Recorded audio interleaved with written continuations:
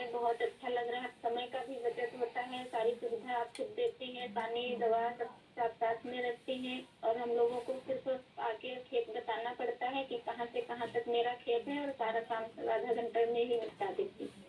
तो ये ड्रोन देखने के लिए और लोग भी आते होंगे फिर तो? सर बहुत भीड़ लग जाती है, ड्रोन देखने के लिए बहुत सारे लोग आ जाते हैं। जो बड़े बड़े फार्मर्स लोग हैं वो लोग नंबर भी ले जाते हैं कि हम भी आपको बुलाएंगे इस तरह के लिए। अच्छा, क्योंकि मेरा एक मिशन है लखपति दीदी बनाने का।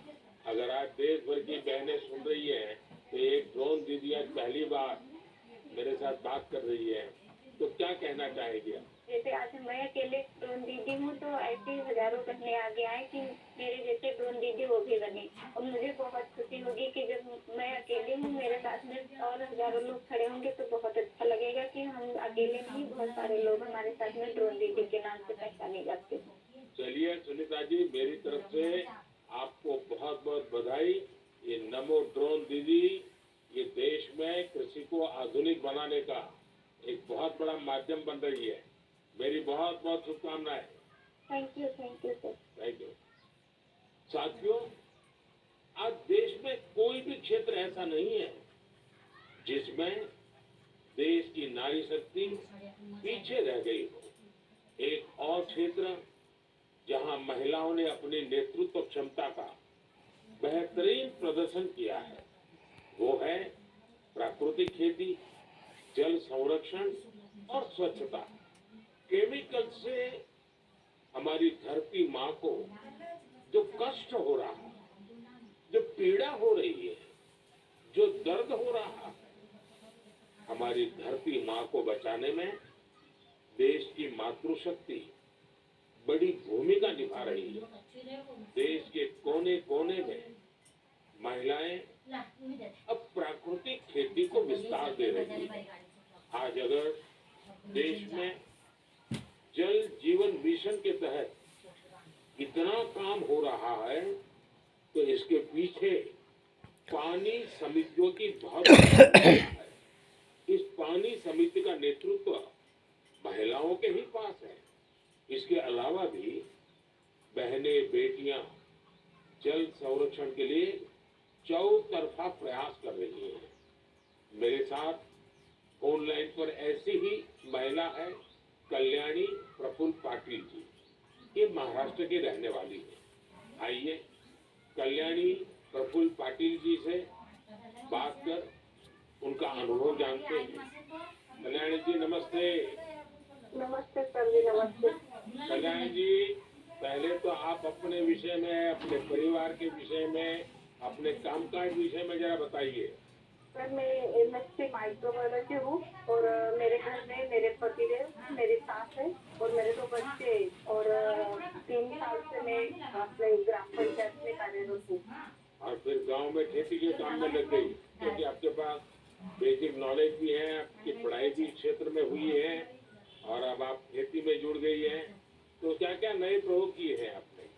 सर हमने जो 10 प्रकार के हमारी वनस्पति है उसको एकत्रित करके उससे हमने ऑर्गेनिक बनाया। जैसे कि जो हम पेस्टिसाइड वगैरह स्प्रे करते तो उससे पेस्ट वगैरह जो हमारी मित्र के रहते वो भी वो नष्ट हो रहे हैं और हमारी सॉइल का पोल्यूशन होता है। जो सब केमिकल चीजें वो पानी में घुल मिल रही है उसकी वजह से हमारे बॉडी पर भी हानिकारक परिणाम दिख रहे हैं। उस हिसाब से हमने कम से कम पेस्टिसाइड का यूज करके तो एक प्रकार से आप पूरी तरह प्राकृतिक खेती की तरफ जा रही है।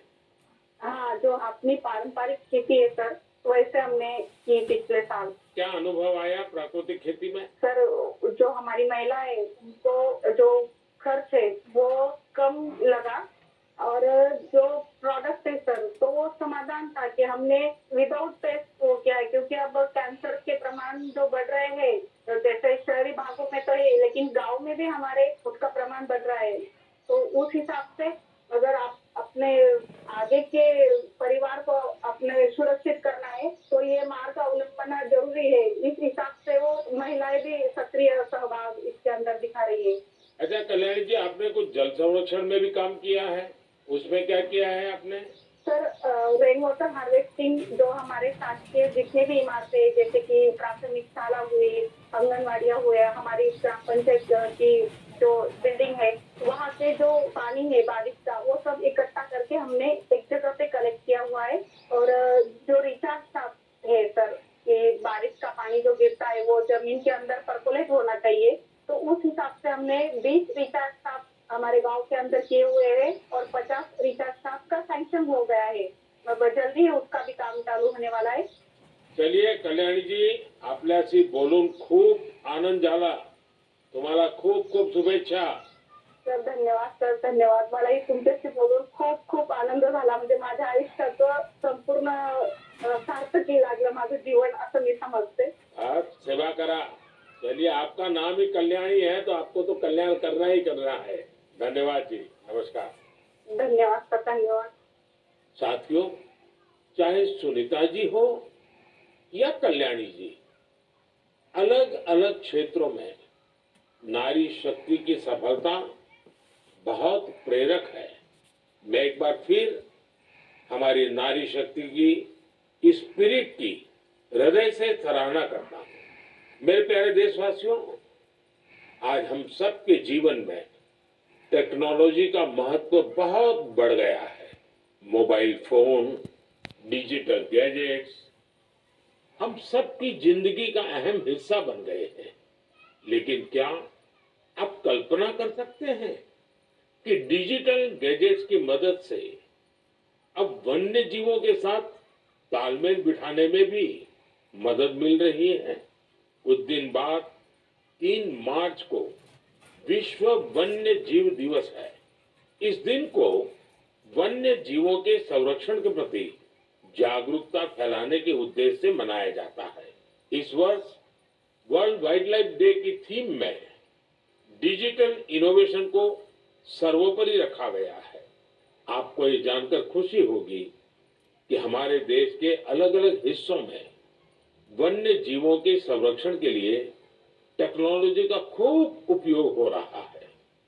पिछले कुछ वर्षों में सरकार के प्रयासों से देश में बाघों की संख्या बढ़ी है. महाराष्ट्र के चंद्रपुर के टाइगर रिजर्व में बाघों की संख्या 250 से ज्यादा हो गई है. चंद्रपुर जिले में इंसान और बाघों के संघर्ष को कम करने के लिए आर्टिफिशियल इंटेलिजेंस की मदद ली जा रही है. यहाँ गांव और जंगल की सीमा पर कैमरे लगाए गए हैं. जब भी कोई बाघ गांव के करीब आता है, तब एआई की मदद से स्थानीय लोगों को मोबाइल पर अलर्ट मिल जाता है. आज इस टाइगर रिजर्व के आसपास के 13 गांवों में इस व्यवस्था से लोगों को बहुत सुविधा हो गई है और बाघों को भी सुरक्षा मिली है. साथियों, आज युवा एंटरप्रेन्योर्स भी वन्य जीव संरक्षण और इको टूरिज्म के लिए नए नए इनोवेशन सामने ला रहे हैं. उत्तराखंड के रुड़की में रोटर प्रिसीजन ग्रुप्स ने wild life institute of India के सहयोग से ऐसा ड्रोन तैयार किया है जिससे केन नदी में घड़ियालों पर नजर रखने में मदद मिल रही है. इसी तरह बेंगलुरु की एक कंपनी ने बगीरा और गरुड़ नाम का ऐप तैयार किया है. बगीरा ऐप से जंगल सफारी के दौरान वाहन की स्पीड और दूसरी गतिविधियों पर नजर रखी जा सकती है. देश के कई टाइगर रिजर्व में इसका उपयोग हो रहा है. आर्टिफिशियल इंटेलिजेंस और इंटरनेट ऑफ थिंग्स पर आधारित गरुड़ ऐप को किसी सीसीटीवी से कनेक्ट करने पर रियल टाइम अलर्ट मिलने लगता है.